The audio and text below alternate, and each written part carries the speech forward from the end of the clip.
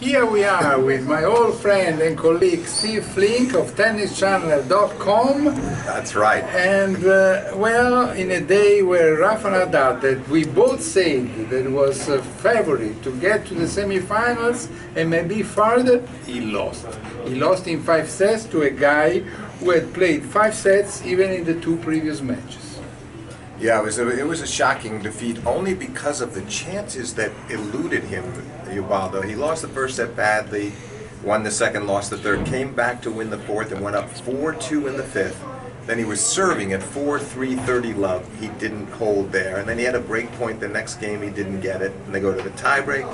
And as you know, he was triple match point down in the tiebreak, got back to 6-all.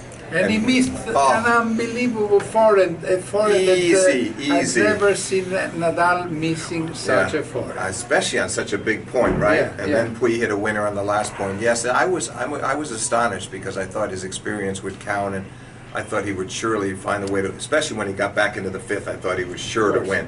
Sure. Didn't you think so? Yeah. Well, I thought many things, and I was wrong.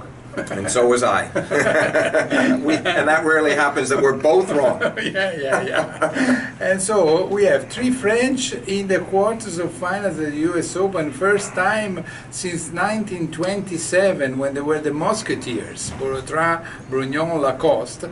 And then there were 3 also in another slam outside of New York in 1947 with Marcel Bernard, Pellizzai, Yvon Petra. But it's really, we are talking about prehistoric. Yes, and of course we're now going to have Puig playing against Monfils, so one of them will definitely be in the semis. Sure. Then Sanga will come up, we'll see who he plays, we don't know yet, but that's really remarkable. Yes. And then, well, this is the match of the day. Of course, we say that he's practicing in Dubai. He has been practicing with Federer a lot, and then with Djokovic. And then he said that this year he came here and was practicing with Nadal, and he lost 6-1, 6-3 when he practiced. So he wasn't very confident, but he played very, very well, and he will be top 20 next whatever happens in this tournament at least. Right. And he's a good prospect for the future. And Nadal said in the press conference he knew that Puig was number 19 in the race, just the points for this year. Isn't that amazing? Do you know any other player that would have been aware of that? No, yes. Well, Nadal, interesting enough, he said also that he's not going to retire, because he said everyone has his time and will realize if he has to stop or not. But right now, he said, I am physically and mentally still, I said, I didn't play well, but I didn't play bad either. No, I think that was a fair assessment, but what has to have him troubled is that he played very well leading into this match, hadn't lost a set in the whole tournament, so usually if he's playing in that form, he can sustain it. He didn't quite do that today. Sure. While in the women's tournament, our Vinci won versus Tsurenko, and she's limping, but she keeps winning. But she will have a tough match the next round.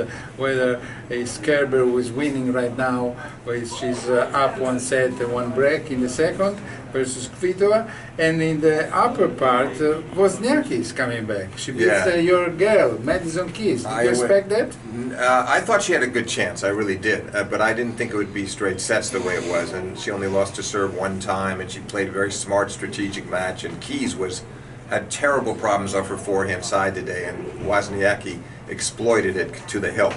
Yeah, and now Wozniacki will have to play Savastova, which is a sort of revelation. Nobody expected her to get so far, and I mean, it's really interesting because she has been beating quite a few good players. Yeah, I mean, Wozniacki has to be, she can't take that match for granted and think that just because she's come off a big win over Keys that she's got that quarterfinal won, because that's not the case. Okay, Steve, I don't know which other prediction we will miss, but for sure some others in the future. Well, we'll have a chance to make predictions tomorrow, and I hope a few of mine are correct. Okay.